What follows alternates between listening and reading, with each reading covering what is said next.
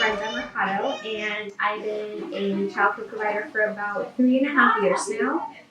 I eventually found a job as a salesperson, and I was making good money, and that kind of left school to work and pay my bills and help my mom.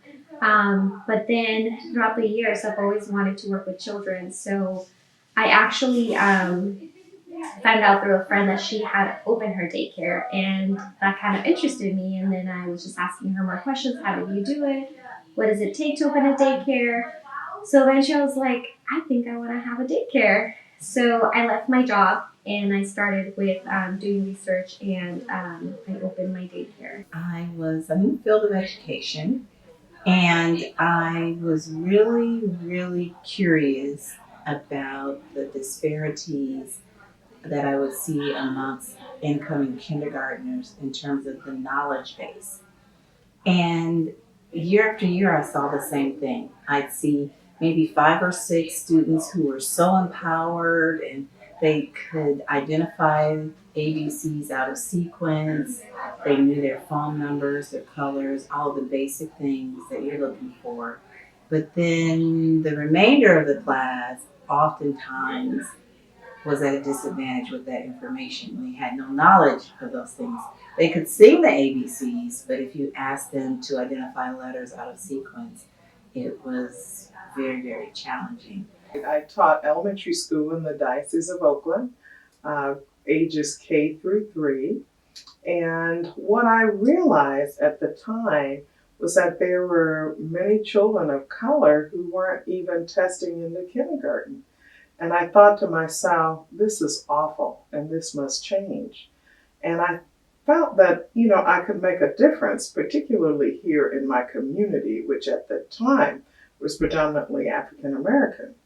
And so that's what made me ultimately decide to leave the diocese and open up my own childcare, because I knew that if children didn't have a good solid foundation, that they were really doomed before they began. I couldn't imagine children not being able to test in the kindergarten.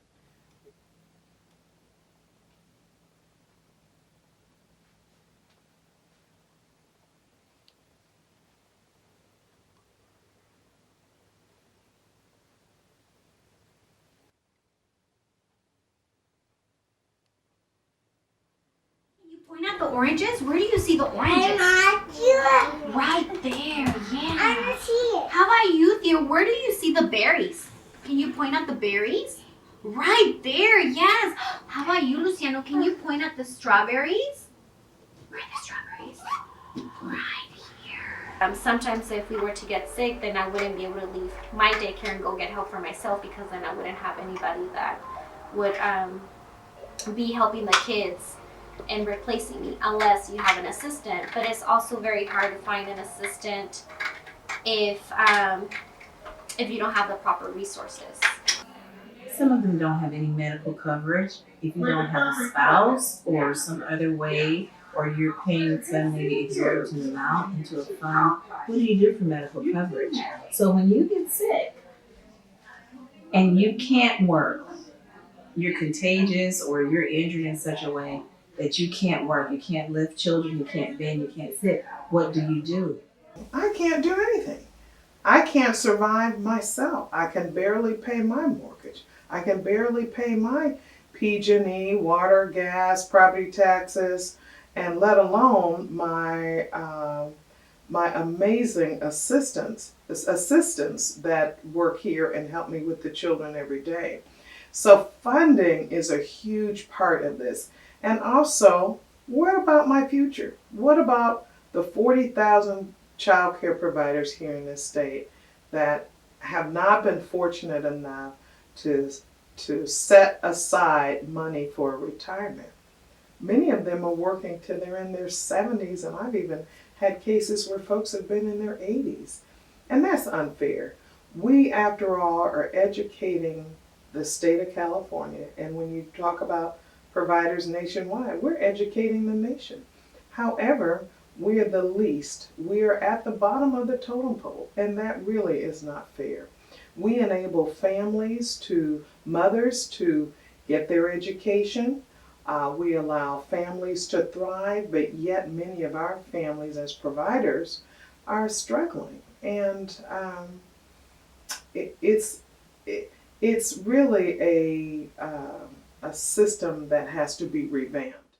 Journey. And so I just want to congratulate all of you for your commitment and faith to and devotion to this cause and the cause of the kids, because at the end of the day, substantively it's about organizing and substantively about taking care of our caregivers, the folks that are doing the good work every single day. But at the end of the day, its purpose is about developing the minds of these little guys and making them flourish and thrive. And so that's a point of pride, and it is my privilege, and that's it, to sign this bill.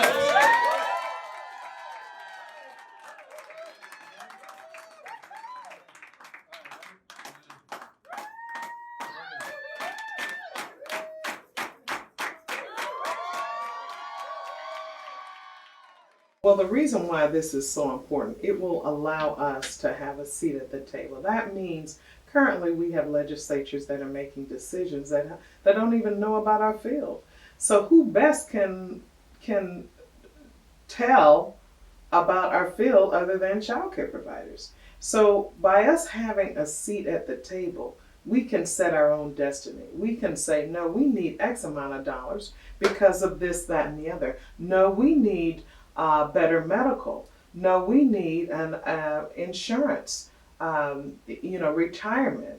All of the benefits that other workforce are able to have, we will have that. And so that is a major step in the right direction for collective bargaining. That is why we're bargaining. One, we must raise the subsidized rate. I mean, like I said, we're at 2014 rate. This is 2019, about to be 2020. So we need to work on that. We need to make sure that providers have adequate medical benefits. Also that they get the necessary training, updated training that they need in order to continue to be the best that they can be in their field. And then last but not least, we must set a good retirement plan for these men and women that have worked so hard and so diligently in this field. They should not retire broke. They should not retire without the basic needs that they deserve. For me, as a new care provider, I have, like I said, 3.5 years. For me, this is very important because I am thinking of doing this in the long run. So I'm thinking of doing this, hopefully for the next 10, 20, or 30 years. When I first started my daycare, I felt like I was alone because I didn't know many other daycare providers. But now I feel like I have more of a support group than I did before, and now I feel like I'm not alone. That's a lot of work. That's a lot of dedication. That's a lot of planning. That's a lot of love that goes into, what we're doing every day. And so on the other end of things, it would be nice for us to get a little bit of that love and compassion also that we've been giving. All right, Artie. Bedtime. All right. There's another Benji. Have a good night. Vamos a dormir. Buenas noches, te quiero mucho.